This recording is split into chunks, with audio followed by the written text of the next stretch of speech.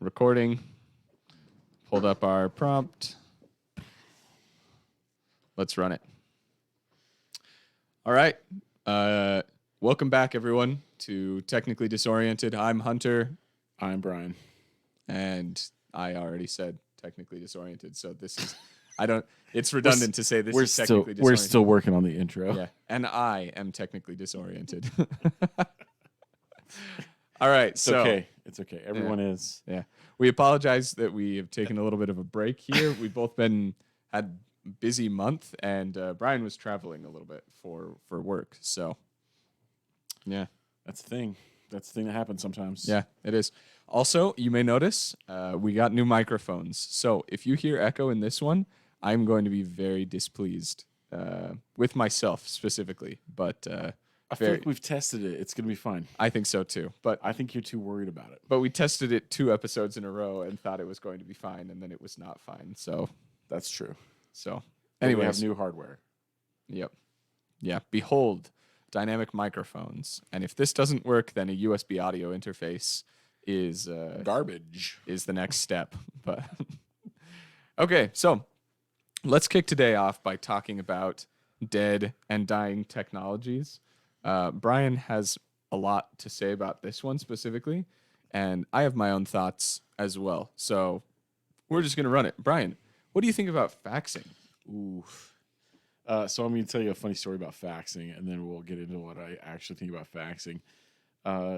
Earlier on in my career, faxing was like a big deal. Like, this is how people submitted orders to companies and that kind of thing, right? And then I progressively watched it slowly just deteriorate. And at some point, I don't know, it was probably 10 years ago, all the fax machines in the offices that I worked in did nothing but receive coupons and ads. Mm-hmm. Like that is where it deteriorated to nothing functional, except for like people would get your fax number and spam you ads for like local businesses or whatever. That was like a marketing tactic for a couple of years. Hey, I love coupons.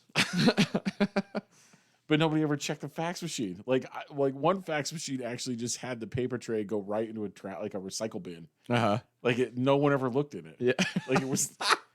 It just goes. It's that video of the printer that goes right into the shredder. Yeah, like I witnessed the original version of that, and it just went right into a garbage.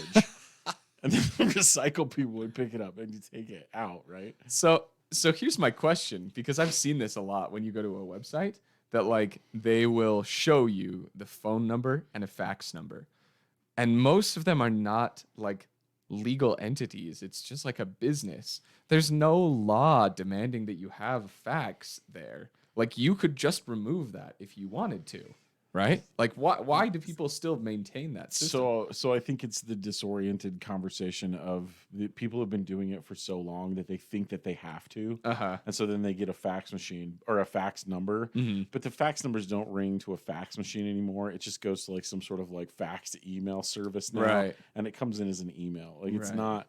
This is not something that people have sitting in their offices, generally speaking. And I think it's just businesses have ran on it for so long that I think that they just decided that it was necessary. Something they still had to maintain. Yeah. And so I like it's like small businesses that think that the .com URL is like the only way to go because they think that's how they're going to get the most visibility. Right. It falls into the same category. We've been doing it so long that one way, and nobody ever told them. Nobody really questions it. Yeah, or questions it. Yeah.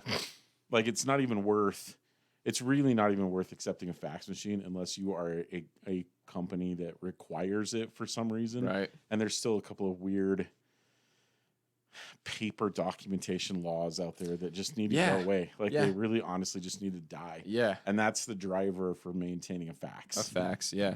So as you were talking about fax machines and like they slowly start to accumulate nothing but like spam and ads and coupons and stuff, my actual thought was my physical mailbox for my apartment. Yeah. Because my wife and I check it once a month. In fact, the craziest thing, I actually missed a friend's wedding just a couple weeks ago because they were a little late getting the invitations out, and it must have come a couple days after we had checked it, and then we went 3 or 4 weeks without checking it, and like literally like the Monday, and they had done their wedding on the like Friday or Saturday night. We checked it, and I was like, oh, she got married.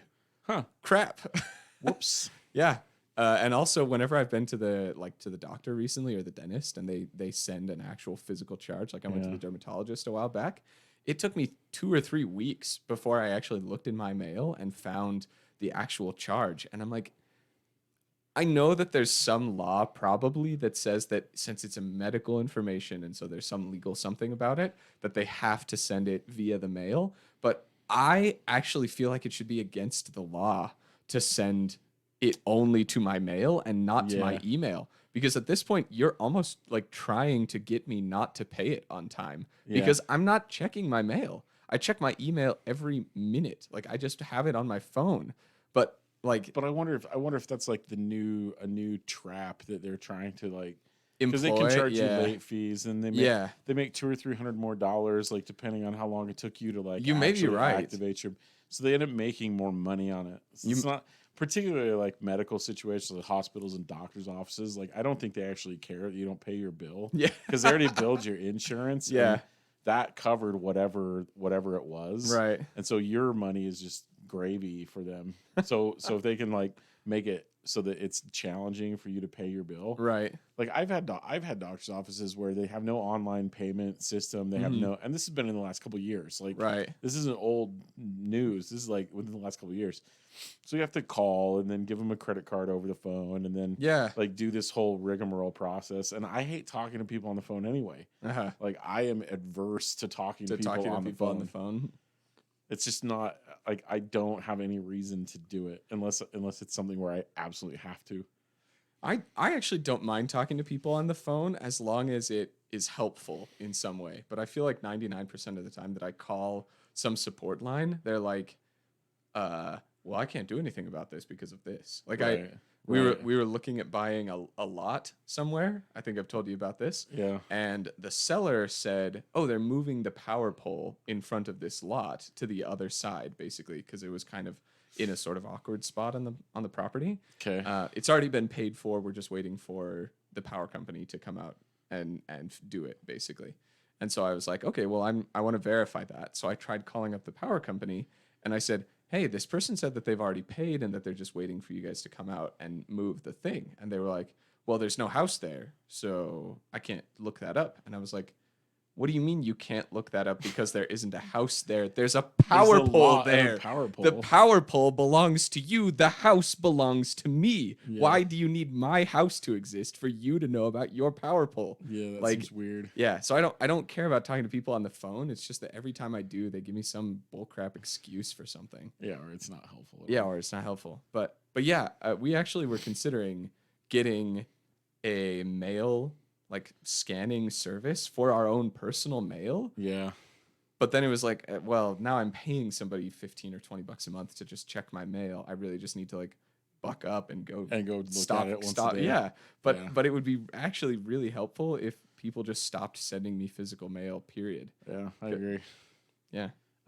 So back to the topic of faxing. Like, let's talk a little bit more about faxing. Like, there's a Yeah. whole other aspect of faxing, or for what people think they need a fax machine for, and that's the topic of security. Yeah. Like, there's this myth about faxing being more secure than Yeah, other we were talking forms about of that. communication. And I think that's a very disoriented like topic. Yeah. Because it's really not. Yeah. The only thing that makes it more secure is there's less people that know how to like get in Yeah. the middle of it and see what you're faxing. Somebody. Yeah, it's because nobody sends faxes anymore, and Right. so nobody's investing time and effort into cracking into your fax system. right. But like, I mean, even if we're just talking physical security, like a fax machine is just going to spit out a piece of paper, right? Right. And most places, if you're smart, you have some kind of rule or policy or whatever that if you print something, you've got to go pick it up in X amount of time. Yeah. So if some customer is faxing in their like Orders. their personal like PPI Yeah. or whatever, and like any random old Tom, Dick, and Harry walking past in the office can just pick that up. Yeah. That's actually less secure than an encrypted email system. Yeah. Maybe there's more people trying to hack into the encrypted email system, but like, I don't know. So there was even like a policy a few years ago that a company I worked for deployed where all fax machines had to be behind a locked door. So like you couldn't just walk past it because they were legitimately still taking like credit card orders over over a fax. fax machine. Like that was the primary revenue generation Right. reception method, like accounts receivable method, Yeah. was a fax. Mm-hmm. So people would fill out these forms, and there'd be like a credit card number and an address and a name and a phone number and like a whole ton of contact information. And so that failed some audit, and somebody was like, "Well, just put it behind a locked door and then make somebody go look at it twice a day." So it was like a key locked door. Uh-huh. And you were like, "Whoa, I almost there's this And crazy then the key was just sitting on somebody's desk, like just right around the corner. Yeah. Like it wasn't even like a yeah." secure process or anything. And they're like, "Well, I'm gonna come up with a crazy spitball solution here. What if instead of it coming in as paper, it came in as an email, but instead of you just being able to open it, there was some kind of encrypted email system. It would be almost like a crazy. locked door Yeah. that you need something to get in. That would be crazy. So we brought that up. We brought that up as and then there was a law. So this was in a country not the United States, but there was another law that sort of backdoor stopped that process, Yeah. and that was a piece of equipment with PII on it that touched a third party's equipment. Mm. So sitting in like where like if I'm going to forward the fax number to some third party, generate an email. So then we started looking into like methodologies to take those in ourselves, and then that's a whole other like system that you have to maintain and own and have as like a publicly accessible system that's connected to your email bot. Like the whole thing becomes like a really stupid, challenging process to deal with, when it would be easy just to do a digital form on a secure website and submit the forms. Yeah. Like way easier to fill out a normal order form like you do any online process. Yeah. Yeah. Oh man. Like I don't know if anybody remembers, like, comment if you remember, like it used to be that you had to go, if you were going to buy something off a website and it was a repetitive thing you bought off a website, you had to go fill out the order form every time they charged your card. Yeah. And then like even early Amazon was like that. Like they had no process to like store Save your your credit card credit card. information, save it, so that you could just click a button and then buy the thing that you were trying to buy. Like it used to be basically fill out an online order every single time you wanted to purchase something. Well, that leads me into like another dead and dying technology here that I hear older people talk about a lot. Like this is a really important thing. Checks. Yeah. Okay. Like physical checks. Like speaking of like looking into property, like the particular people that we were dealing with wanted a physical check for something, and I realized there's like the earnest money. Or whatever. Exactly. It was actually the earnest money. Yeah. Yeah. And I was like, and it has to be delivered, and also they gave us like a 3-day, like it has to be delivered within 3 days. Right. So it also really incentivized me to just like go to the bank, get a check, and like take it to them myself. Yeah. And I was like, how is this still a thing? A thing. Yeah. And in fact, I'm trying to think of a tactful way of saying this. How do I say this? My wife works doing reception. She like receives mail for a company, and this company gets checks from people. Like people send them money, and I know that it's like some older people probably, but how can you possibly think that taking like $25,000, like the equivalent of cash, essentially, sticking it in an envelope, sticking it in a box in front of your house on the street that anybody could rifle through, letting like a low paid like mail worker haul it to another unpaid or low paid mail worker, who gives it to another low paid mail worker, who gives it to another low paid mail worker, who then sticks it in another box in front of another building that anybody can walk past. How in the world can you possibly think that that is any more secure than just paying with a credit card? How like, or a debit card or a whatever, or a gift card, or like whatever it is.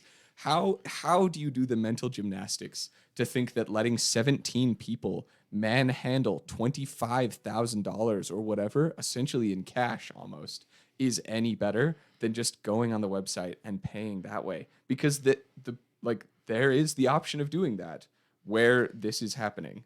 And I guarantee that that is happening at a lot of other places. It's not just a one-off thing. How do you do the mental gymnastics of thinking that that is somehow better? I think it all goes into that same category. They just haven't. People have been doing it this way for so long that they just don't like it doesn't. Yeah. This is the method to do this. Yeah. And then teaching people new methods becomes more of a generational situation than I know that that's correct because I've spoken to people in person like that, but yeah. I also feel like Google and Apple have made it really easy. Like you go to any website, plug in your debit or credit card information, and it's like, please let us save this for you, and we'll autofill it. It will just be one button click next time. Yeah, please they want to make it super easy to take your money next Yeah, time. yeah, so that it's just a one click away.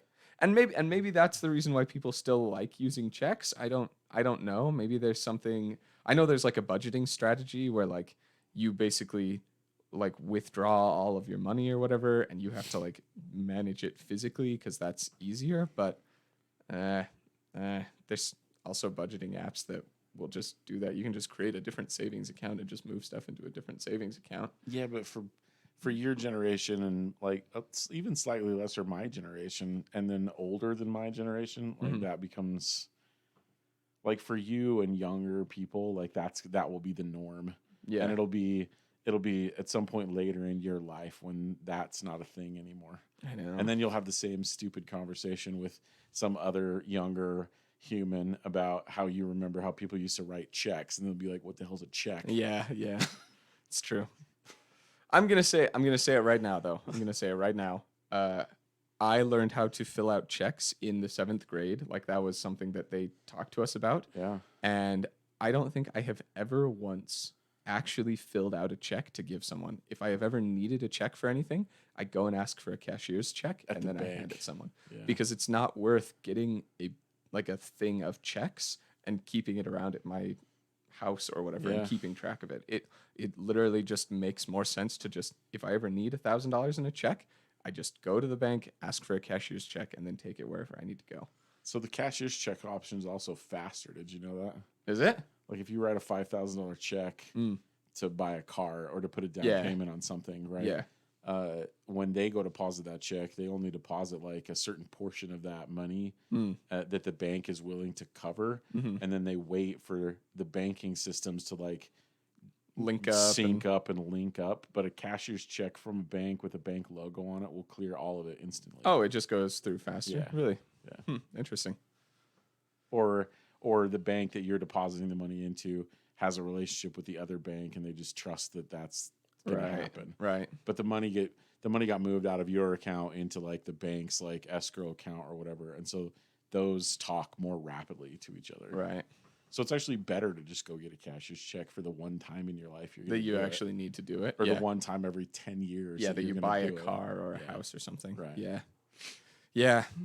Anyways, do you want to talk about other like phones? Like, do you want to talk about office phones and home phones? Because home phones are dying too. Like, I mean, definitely, I would think that the home phone that my parents had when I was a kid, that technology is dead. I would say it's completely dead.